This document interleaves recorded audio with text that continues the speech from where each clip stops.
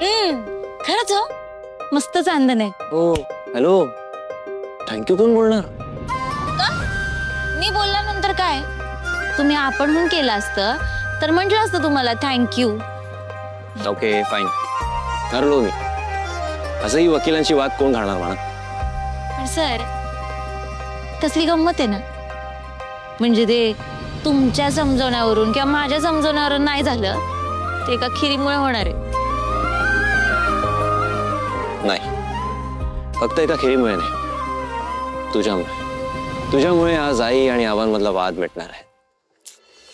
मला इतकं relax feel होत आहे ना. गेले काही दिवस मी खूप टेन्स्ड होतो. अहो त्यात काय, अमावस्या झाली की पौर्णिमा येतेच. म्हणजे आकाशात बघा, हे बघा आता चंद्र कसा अर्धा आहे की नाही, पण थोड्या दिवसांनी तो पूर्ण होईल. म्हणजे वेळ बदलत राहते, तशीच राहत नाही ना. विच मीन्स पौर्णिमा गेल्यावर परत अमावस्या येणारच आहे.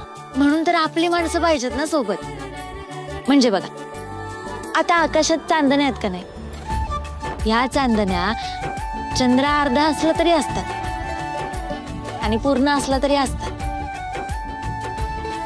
म्हणून वेळ बदलली तरी साथ नाही सोडायची कधी. किती छान बोलते राणी, ऐकतच राहावं असं वाटतं. आधीचा आवाज नकोसा असायचा वाटत. आणि आता हे काय होतंय मला?